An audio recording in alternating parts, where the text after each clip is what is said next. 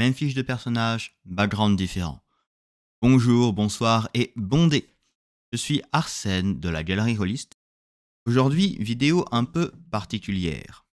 Et si à partir de la même fiche de personnage, même caractéristique, même sort, tout, fiche identique, on pouvait créer différents backgrounds, différents personnages. Les caractéristiques ne sont pas tout. Et je vais vous le montrer avec une petite vidéo, plein d'invités qui ont tous créé un background différent à un personnage dont je leur ai envoyé la fiche. Pour ça, j'ai choisi le jeu Troika, édité en France par Pattern Record, qui est très pratique parce que la création de personnages consiste juste à tirer des dés et voir le résultat. Donc je n'ai aucune influence dessus. Vraiment entièrement du hasard. Je leur ai donc envoyé le personnage suivant. Un personnage qui a le maximum possible d'habilité démarrage, c'est-à-dire un bon personnage, assez endurant et un gros chanceux, qui est un claviste. Claviste, c'est un maître des clés. Et si je peux vous lire le petit truc que je leur ai envoyé, le claviste, les maîtres des clés parcourent l'univers, sondant le fonctionnement de toutes les entrées. Ils sont complètement fascinés par les coffres et les portes simples. Les obstacles métaphysiques et métaphoriques les excitent encore plus. Vous pouvez trouver de petits conciles de clavistes campant devant des portes démoniaques, débattant des méthodes appropriées d'attaque ou construisant d'obscures machines pour entrer. Troika est un jeu comme ça, je suis tombé sur la classe au hasard. Ça a été un bon choix pour montrer le jeu. Basiquement, comme compétence, j'ai serrure, force, piège, un sort ouverture, un sort vision perçante, un sort fermeture et la possibilité de combattre au maillet. Ça, c'est le personnage de base. Je leur ai envoyé. En plus de ça, pour les aider, on va dire, je leur ai envoyé 3 descriptions sommaires, en tout cas 3 autres membres du groupe, si jamais ils voulaient créer des relations avec un autre membre de groupe. Un avocat de Yongardi, un lieu où ils aiment la loi et les avocats la défendent avec un maître d'acier. Une sorcière de papier, connue pour leur peau douce et leur peur de la pluie et des flammes. Les sorcières de papier sont mortes depuis longtemps, mais ne peuvent pas abandonner la vanité de la vie. Basiquement, sorcière mélangée avec momie. Et un enfant vengeur.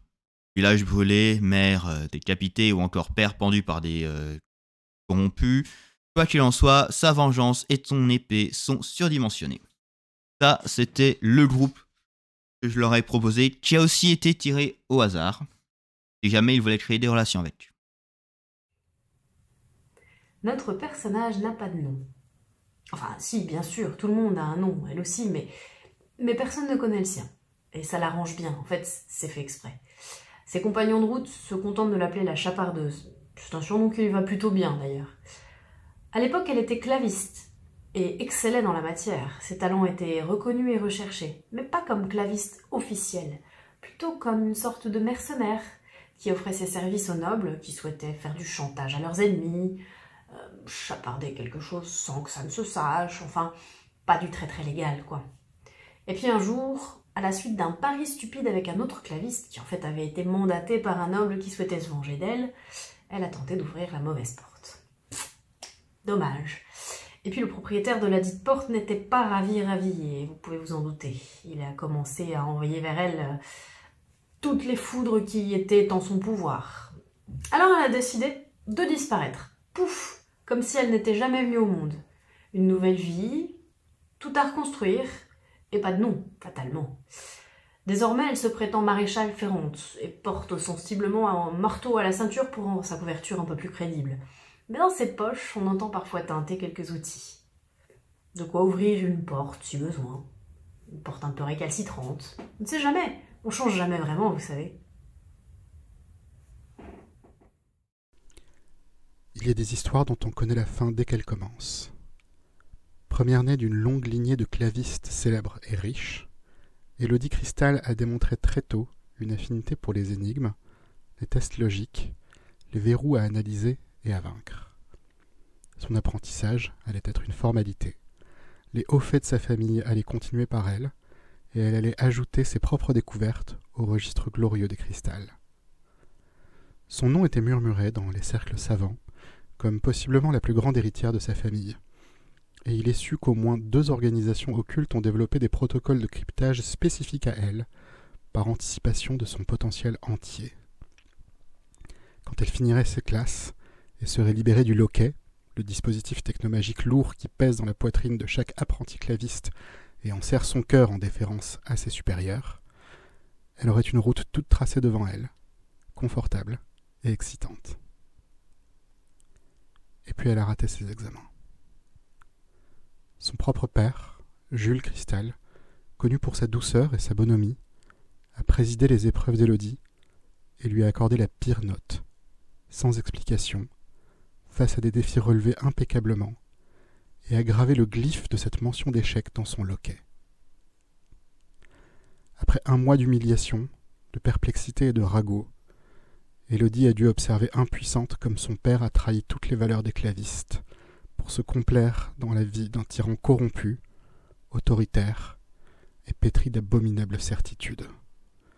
Il l'avait vu comme un danger et avait sciemment orchestré sa chute pour avoir le champ libre dans ses noirs desseins. Quand la moitié des maîtres des clés ont tenté de le raisonner, il les a abattus, même ceux de sa propre famille, et s'est ainsi acheté la loyauté terrifiée de l'autre moitié. L'histoire d'Élodie Cristal ne finira pas comme il était clair qu'elle allait finir. Aujourd'hui, encore enserrée dans un loquet qui la met à la merci de ses aînés dans l'ordre, son père le premier, elle a trouvé des compagnons de route, avec qui apprendre, s'améliorer, et tenter un jour de revenir comprendre ce qui s'est passé, ce qui a changé, ce qui a amené son père à faire ce qu'il a fait. Fernando a vu sa famille sommairement exécutée devant lui quand le pouvoir a changé de main. Il veut tuer Jules Cristal et permettra à Élodie de le questionner d'abord. Claire de Bonnevie est une avocate qui s'est intéressée au cas d'Élodie dès que les rumeurs sont venues à elle, et elle compte bien redresser les torts locaux par des voies légales et des nions légaux. Miko faisait partie d'un couvent de sorcières de papier qui ont accepté le confort d'être une force de frappe de Jules Cristal contre de grands privilèges. Miko a fait sécession du couvent, trouvant cette posture indigne de la magnificence que peuvent atteindre des sorcières de papier véritablement ambitieuses. Elle travaille avant tout pour elle-même, mais considère le groupe comme son nouveau couvent et sa nouvelle famille, et les protégera jusqu'à la mort. Les 4 ne sont pas encore de taille pour renverser Jules Cristal, et veulent voyager à travers les sphères pour trouver des alliés, des artefacts, des connaissances qui leur permettront de revenir et d'être victorieux. Peut-être même arriveront-ils à libérer Élodie de son loquet. Bonsoir. Je vais vous présenter Aurora Forgeclé. Aurora est la fille chérie d'un orfèvre renommé pour la qualité de ses travaux, la minutie de ses mécanismes, ainsi que la finesse des détails et l'âme qu'il arrive à donner à ses créations, dont elle est sans doute la plus belle œuvre. La première chose que l'on perçoit avant même de la voir, c'est un infime cliquetis mécanique d'une horlogerie millimétrée, dont les rouages se touchent dans le plus parfait alignement. Et oui, car Aurora est une création mécanique. On découvre ensuite cette petite silhouette gracieuse. En tout et pour tout, Aurora ne doit mesurer que 88 petits centimètres de métal. Son visage fixe est de la délicate couleur du métal d'horlogerie. Seule une petite pointe de rouge sur ses lèvres, comme un rappel au rubis de ses iris. Son visage est rehaussé par de longs cheveux de soie noire coiffés en une structure compliquée, faisant penser à une couronne de fleurs et de rouages brisés, ou irréguliers et agrémentés de clés. La petite poupée mécanique au visage fixe vous regarde en faisant rouler ses yeux rouges dans ses orbites d'ivoire. Ses mouvements sont suffisants pour créer des expressions et soutenir la douce voix mécanique qui sort de sa poitrine, après un petit clic et le bruissement du roulement du ruban d'une boîte à musique. Sans surprise, Aurora est passionnée de mécanismes, de clés, de puzzles, et elle est quelque part persuadée qu'elle est elle-même la clé de quelque chose dans ce vaste univers, et qu'un jour elle trouvera la porte.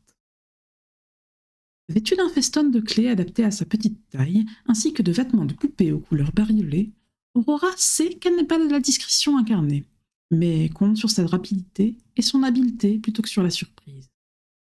Ceux qui l'ont déjà entendu travailler, c'est qu'elle ne néglige pas la force dans les coups de marteau qu'elle inflige au métal qu'elle prépare, ainsi qu'à ceux qui pourraient se mettre en travers de sa route. Sous sa veste descendent depuis sa mâchoire un ensemble de mécanismes complexes ornés d'émeraudes, faisant sans doute partie du système d'amplification de sa voix qui plonge plus bas dans son léger décolleté où l'on peut apercevoir le mécanisme qui s'enfonce dans son torse.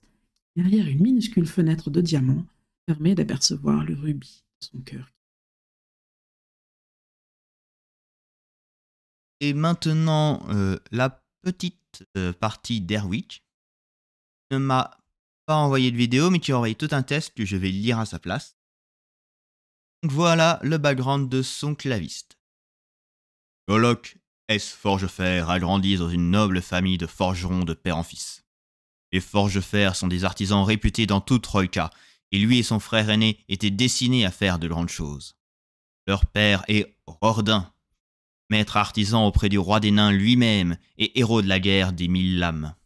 Hélas, leur mère, Eostone, est morte en couche en donnant la vie à Golok, et ce sont depuis des nourrices qui s'occupent de lui, de son grand frère et de la tenue du foyer.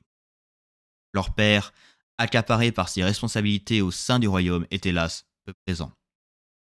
Un jour, alors que lui et son frère avaient faussé compagnie aux nourrices, ils essayèrent de s'introduire dans le coffre familial, espérant sans doute trouver récompense et moult trésors. Hélas, un terrible piège se déclencha. Golok, qui avait toujours de la chance, s'en sortit indemne, son grand frère eut une partie de la main broyée par le mécanisme. Lui qui devait devenir l'héritier et avait un potentiel incroyable pour devenir le meilleur forgeron de toute Troïka, eut son destin ruiné à néant par la bêtise de 2 jeunes adolescents. Golok s'en veut énormément, ça aurait dû lui arriver à lui, qui n'a que peu de talent, pas à son frère. Si seulement il avait obéi à son père et n'était pas allé dans la salle interdite, ou si il avait pu comprendre le mécanisme de défense et le désamorcer, son frère serait encore le jeune homme heureux, fier qu'il aurait dû être. Il a renié son nom qu'il pense ne pas mériter et est devenu claviste afin de percer le secret de tous ces pièges bien trop dangereux.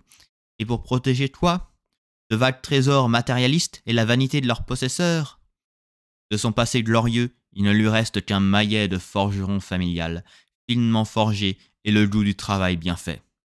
Ce maître des clés saura être un allié de poids pour vous ouvrir toutes les portes.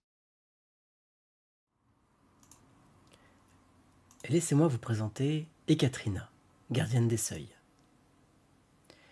D'apparence, Ekaterina, surnommée Ek, a des cheveux d'un noir profond, souvent tressés avec des fils d'or, comme un symbole de sa connexion avec les portes mystiques. Ses yeux, d'un bleu glacé, semblent voir au-delà des apparences.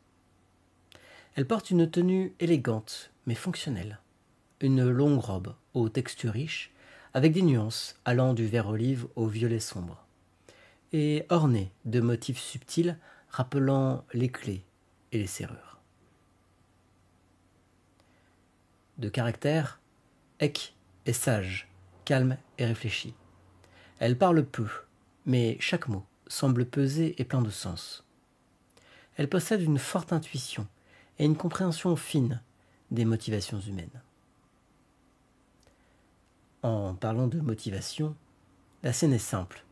Aider son frère adoptif, Nivor, à bien commencer dans la vie nouvelle, dans les mondes connus.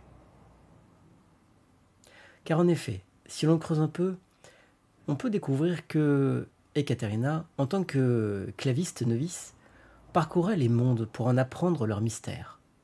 Par hasard, elle découvrit un portail menant à un monde caché, ignorant tout des autres mondes, les jardins de Selka. Un monde à la beauté presque irréelle, dont les habitants, les Selkans, aux corps élancés, vivent en parfaite harmonie avec la nature, loin de toute la mécanisation.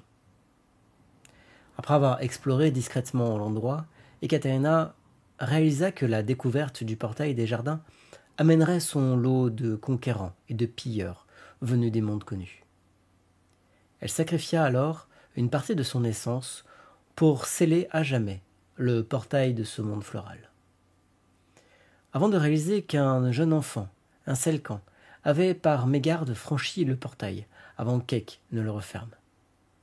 La novice recueillit l'enfant qu'elle baptisa Nivore, lui apprit les rudiments des mondes connus, et jura de le protéger et de l'aider à survivre dans cette jungle technologique et mystique qu'il découvrait. Depuis le scellement des jardins de Selka, Ekaterina œuvre davantage à fermer les portails plutôt qu'à les ouvrir. Elle a conscience que certains mystères méritent de rester secrets plutôt que d'être pillés par des personnes avides de connaissances ou de richesses. Vous l'avez donc vu, une seule fiche de personnage, les mêmes caractéristiques pour tout le monde, et pourtant nous avons 5 backgrounds, 5 passés différents. Tout est possible dans JDR, c'est ça qui est beau. Sur ce, je vous dis au revoir.